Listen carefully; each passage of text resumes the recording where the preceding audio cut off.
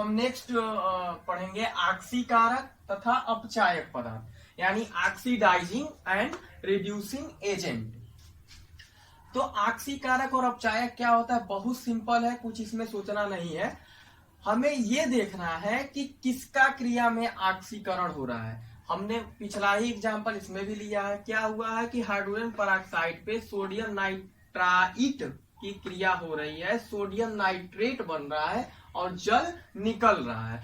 तो इस क्रिया में जैसा कि उसमें भी आपने समझा कि ऑक्सीजन क्या हो रहा है, 2 ऑक्सीजन से 1 ऑक्सीजन हो रहा है, यानी ऑक्सीजन निकल रहा है। तो जिस क्रिया में ऑक्सीजन निकलती है क्या होता है, अपचयन होता है। तो अपचयन होगा तो वो पदार्थ हमारा क्या हो जाएगा, ऑक्सीकारक हो जाएगा। यानी जिस अभिक्रिया में जिस पदार्थ का अपचयन होगा उसी को क्या बोल देंगे, ऑक्सीकारक बोल देंगे। यहाँ पे H2O2 जो है वो ऑक्सीकारक का काम कर रहा है, क्योंकि इसका क्या हो रहा है, अपचयन हो रहा है। क्योंकि H2O2 जल में परिवर्तित हो रहा है, यानी 1 ऑक्सीजन क्या हो रहा है, इसमें निकल रहा है। तो ये हमारा क्या हो जाएगा, ऑक्सीकारक का हो जाएगा। दूसरा हम अगर एग्जाम्पल देखते हैं तो इसमें क्या है कि क्लोरीन पर हाइड्रोजन पेरोक्साइड की ही क्रिया हो रही है, हाइड्रोक्लोरिक अम्ल बन रहा है और ऑक्सीजन गैस क्या हो रही है, निकल रहा है। इस अभिक्रिया में H2O2 क्या हो रहा है कि H2O2 किस में चेंज हो रहा है, H2O2 चेंज हो रहा है ऑक्सीजन में। तो ऑक्सीजन में चेंज हो रहा है, इसका मतलब क्या है कि इसमें से हाइड्रोजन क्या हो रहा है, निकल रहा है। तो जब हाइड्रोजन जिस अभिक्रिया में निकलता है वो हमारा क्या होता है, ऑक्सीकरण की अभिक्रिया होती है। जिसमें हाइड्रोजन निकला वो हमारी कौन सी अभिक्रिया होगी, ऑक्सीकरण की होगी। तो जिसमें ऑक्सीकरण की होगी वो पदार्थ क्या हो जाएगा, अपचायक हो जाएगा। यानी इसमें देखिएगा, शब्द ध्यान दीजिएगा, अपचयन तो इसका उल्टा हम बोल रहे हैं, ऑक्सीकारक, और जिसका ऑक्सीकरण पदार्थ क्या हो गया, अपचायक। यानी पदार्थ को देखना है कि जिसका ऑक्सीकरण हो रहा है वो पदार्थ हमारा क्या हो जाएगा, अपचायक हो जाएगा, और जिसका अपचयन होगा वो पदार्थ क्या हो जाएगा, ऑक्सीकारक हो जाएगा। अब कुछ आपको हम बता दे रहे हैं कि कौन कौन से ऑक्सीकारक की भांति काम करते हैं, तो देख लीजिए, इसको नोट कर लीजिएगा। Hydrogen peroxide, ozone, sulphur dioxide, chlorine, KMnO4, K2Cr2O7, ये हमारा कैसे काम करते हैं, ऑक्सीकारक की भांति काम करते हैं। यानी इनका क्रिया में क्या होता है, अपचयन होता है। और दूसरे में यहाँ पे लिख लीजिएगा, ये हमारे कैसे पदार्थ हैं, ऑक्सीकारक पदार्थ है, ऑक्सीकारक पदार्थ है।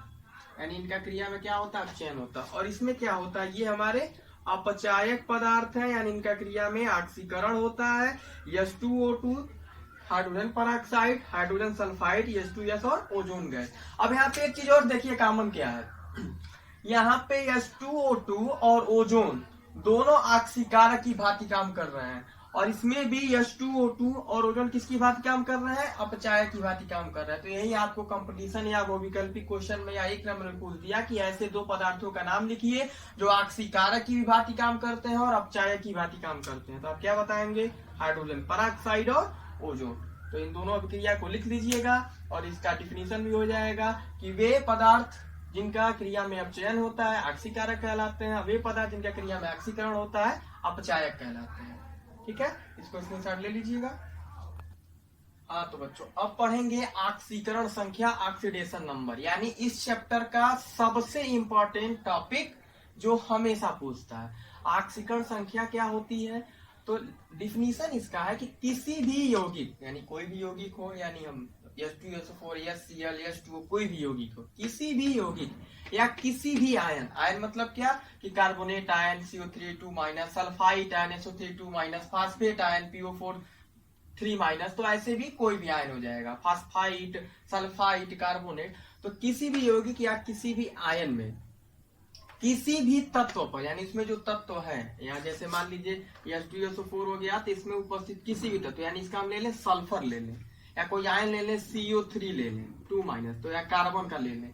तो कह रहा है कि किसी भी यौगिक या किसी भी आयन में किसी भी तत्व पर, यानी सल्फर या कार्बन, उस यौगिक में जितना आवेश होता है, इस पे जितना आवेश आया, यानी 2+ आया या 2- आया, इस पे 2+ आया, 2- आया, 3+ आया, 3- आया, 1- आया, जितना आवेश आया वही उस तत्व का क्या कहलाता है, ऑक्सीकरण संख्या कहलाता है। यानी कोई भी यौगिक होगा, कोई भी आयन होगा, उसमें उपस्थित किसी भी तत्व पे, ये नहीं हम कह रहे हैं कि H2SO4 में हम सल्फर ही देखेंगे, ऑक्सीजन भी देख सकते हैं, हाइड्रोजन भी देख सकते हैं, कार्बोनेट में कार्बन भी देख सकते हैं, ऑक्सीजन भी देख सकते हैं। किसी भी तत्व पर जितना आवेश होता है वही उस तत्व का ऑक्सीकरण संख्या कहलाता है। यह संख्या कैसी होती है, धनात्मक भी हो सकती है यानी पॉजिटिव, ऋणात्मक भी हो सकती है माइनस में, भिन्नात्मक भी हो सकती है यानी 1/2, 1/3, कुछ भी हो सकता है, किसी भी प्रकार की संख्या हो सकती है। इसके बाद नियम हम देखेंगे। तो नियम में पहला नियम क्या है, कह रहा है असंयुक्त अवस्था में, मतलब असंयुक्त अवस्था मतलब कि H2 हो गया, O2 हो गया, तो इस अवस्था में जो ऑक्सीकरण संख्या होती है वह कैसी होती है, शून्य होती है। ठीक है। दूसरा, अगर मतलब हाइड्रोजन 2 है यानी H2 है यानी Cl2 है, तो इसी को क्या बोलेंगे, असंयुक्त अवस्था बोलेंगे, यानी दोनों मॉलिक्यूल जुड़े हों। सेकेंड नंबर में हाइड्रोजन की ऑक्सीकरण संख्या कितनी होती है, +1 होती है। यानी जहां पे भी किसी भी यौगिक में जहां जहां हाइड्रोजन आएगा उसका ऑक्सीकरण संख्या कितना रखेंगे, +1 रखेंगे। अभी हम क्वेश्चन लगाएंगे तो सब समझ में आएगा, ये रूल है, आपको याद करना पड़ेगा। थर्ड रूल में क्या है कि फर्स्ट ए समूह, क्या बोलते हैं इसको, क्षार धातुएं, तो lithium, sodium, potassium, rubidium, caesium, इसकी ऑक्सीकरण संख्या कितनी होती है, +1 होती है।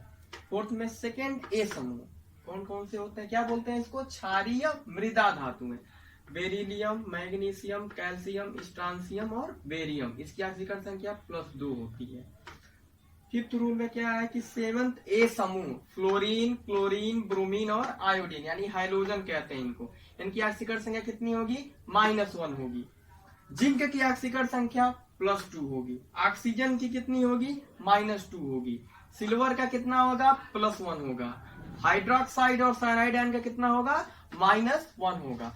तो ये हमारा नियम है, इसको आपको याद करना पड़ेगा। इसी नियम के आधार पे हम किसी भी यौगिक या किसी भी आयन में उपस्थित किसी भी तत्व की ऑक्सीकरण संख्या निकालेंगे। आइए एग्जाम्पल देखते हैं। तो पहले अब क्वेश्चन देखते हैं, निम्न में सल्फर की ऑक्सीकरण संख्या ज्ञात करिए। ये आपका यौगिक है, ये यौगिक है, ये यौगिक है, इसमें सल्फर की ऑक्सीकरण संख्या आपको ज्ञात करना है। तो क्या करेंगे, इसमें हम सल्फर का ज्ञात करना है, तो जिसकी ऑक्सीकरण संख्या निकालनी है उसको हम यक्स मानेंगे, कुछ भी एक्स वाई जेड कुछ भी मान सकते हैं। तो इसको हम मानेंगे यक्स, सल्फर का निकालना है, यक्स मान दिए, प्लस का सिंबल लगाएंगे। ऑक्सीजन यहाँ कितना है, SO2 में ऑक्सीजन कितना है, 2 ऑक्सीजन है, तो यहाँ 2 लिख दिए। फिर हमने रूल लिखवाया है, आप रूल में देखिए कि ऑक्सीजन की ऑक्सीकरण संख्या -2 होती है। कहीं कहीं इसकी परऑक्साइड में -1 होती है, वो जब आगे पढ़ाएंगे। अभी जो बेसिक रूल है उस पर हम चलते हैं। ऑक्सीजन की ऑक्सीकरण संख्या -2 होती है, तो यहाँ -2 से क्या कर दिए, मल्टीप्लाई कर दिया, यानी गुणा कर दिए। ठीक है, यहाँ बराबर क्या हो जाएगा, 0 हो जाएगा। ठीक है, इसको हम सॉल्व करेंगे, तो x लिख दिए, प्लस 2 दूना कितना हो जाएगा, 4, प्लस में माइनस का गुणा होगा तो प्लस इंटू माइनस कितना होता है, माइनस होता है। तो क्या हो गया, x -4 बराबर 0। ये सिंपल मैथ लगा रहे हैं। क्या हो गया, 2 में 2 का गुणा करेंगे तो 4 होगा। ठीक है, और प्लस में माइनस का गुणा होगा, तो जब भी प्लस में माइनस का गुणा होता है तो माइनस होता है। ठीक है, तो x -4 बराबर 0, यानी x की वैल्यू कितनी आ जाएगी, इधर जाएगा तो ये कितना हो जाएगा, -4 +4 में हो गया। यानी सल्फर की ऑक्सीकरण संख्या कितना आ गया, +4 आ गया, +4 आ गया। ऐसे ही हम दूसरा क्वेश्चन करते हैं। इसमें भी सल्फर का ऑक्सीकरण संख्या निकालना है। जिसका ऑक्सीकरण संख्या निकालना है उसको हम क्या मानेंगे, यक्स मानेंगे। यहाँ पे पहले हमारा क्या है, हाइड्रोजन है। कितने हाइड्रोजन है, 2 हाइड्रोजन है, तो लिख दीजिए यहाँ पे 2 हाइड्रोजन है तो 2। हाइड्रोजन की ऑक्सीकरण संख्या रूल में लिखवाए हैं, कितनी होती है, +1 होती है। तो इस पे +1 से हम क्या कर दिए, गुणा कर दिए, फिर हमें यहाँ प्लस लगाए। सल्फर का निकालना है, सल्फर को हमने x मान दिया। ठीक है, फिर प्लस लगाया। कितने ऑक्सीजन है यहाँ पे, 4 ऑक्सीजन है। H2SO4 में कितने ऑक्सीजन है, 4 है, तो 4 हमने यहाँ लिख दिया। ठीक है, अब ऑक्सीजन की ऑक्सीकरण संख्या कितनी होती है, -2 होती है। तो -2 से क्या कर देंगे, गुणा कर देंगे, बराबर क्या हो जाएगा, 0 हो जाएगा। अब इसको सॉल्व कर दीजिए, 2 में 1 का गुणा होगा 2 होगा, प्लस है तो क्या हो जाएगा +2। ठीक है, फिर प्लस, इसको +2 लिखना जरूरी है, ना भी लिखे तो कोई गलत नहीं है, लेकिन लिख लेना चाहिए। फिर क्या हो गया +x हो गया। 4 बिंदुओं का गुणा करेंगे तो 4 दूना 8, प्लस में माइनस, क्योंकि -2 है तो प्लस इंटू माइनस कितना हो जाएगा माइनस हो जाएगा, यानी क्या आएगा -8 बराबर 0। अब इसको सॉल्व कर दीजिए तो x -8 + 2 यानी 8 में से 2 जाएगा कितना होगा 6 हो जाएगा। तो x में लिख ही देते हैं -8 + 2 बराबर 0। -8 में से +2 जाएगा कितना हो जाएगा -6, यानी x -6 बराबर 0। तो x बराबर ये इधर जाएगा तो +6, ये हमारा -6 इक्वल के बराबर जाता है, यानी बायां पक्ष दायां पक्ष दोनों अगर साइड जो भी चेंज हो जाता है तो उसमें क्या होता है, माइनस रहेगा तो प्लस हो जाएगा, प्लस रहेगा तो माइनस हो जाएगा, अगर उसका हम लेफ्ट हैंड साइड या राइट हैंड साइड चेंज करते हैं। इसमें भी सल्फर का निकालना है तो फिर हम वैसे ही मानेंगे। कितने हाइड्रोजन है, 2 हाइड्रोजन है, 2 लिख दीजिए। हाइड्रोजन की ऑक्सीकरण संख्या +1 से गुणा कर दीजिए। सल्फर का निकालना है, उसको x मान दिया हमने, x बराबर 0 हो गया। तो क्या हो जाएगा +2 में 1 का गुणा हुआ तो क्या हो गया +2x बराबर 0, यानी x बराबर ये इधर जाएगा +2 है तो क्या हो जाएगा -2 हो जाएगा। एक क्वेश्चन और, ये तो तीनों यौगिक का हो गया। अब आपको आयन का भी क्वेश्चन बता देते हैं। जैसे यहीं पे आप देख लीजिए, मान लीजिए हमको निकालना है SO3 2- सल्फाइड आयन का, ये तो यौगिक का हो गया। तो ठीक इसमें भी सल्फर का हमको ऑक्सीकरण संख्या निकालना है, ध्यान से समझिएगा। सल्फर का ऑक्सीकरण संख्या निकालना, हमने x मान दिया, क्योंकि सल्फर का है x माना। कितने ऑक्सीजन, 3 ऑक्सीजन, यहाँ पे हमने 3 लिख दिया। ऑक्सीजन की ऑक्सीकरण संख्या कितनी होती है -2 से हमने गुणा कर दिया बराबर।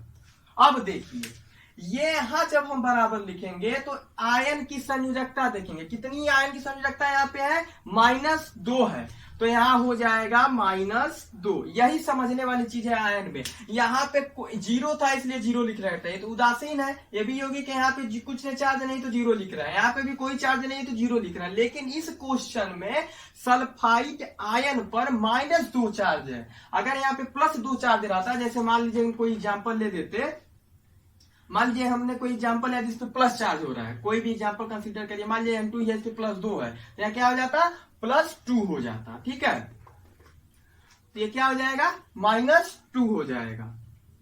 अब इसको हम सॉल्व करेंगे तो x 3 में 2 का गुणा हुआ तो 6, प्लस में माइनस का गुणा होगा तो क्या हो जाएगा माइनस हो जाएगा, यानी x -6 बराबर -2 हो गया। अब इसको अगर आप सॉल्व करेंगे आगे तो क्या हो जाएगा, x बराबर ये 6 इधर जाएगा तो माइनस क्या हो जाएगा प्लस हो जाएगा, यानी 6 - 2 यानी x बराबर +4।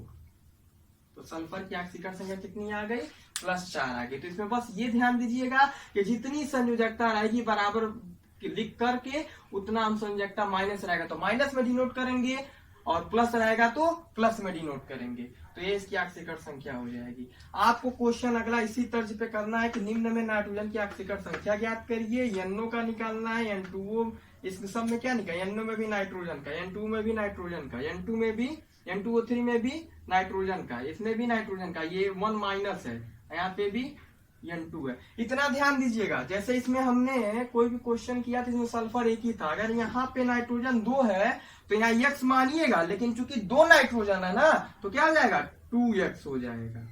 ये ध्यान दीजिएगा, यहाँ पे क्या हो जाएगा 2x हो जाएगा।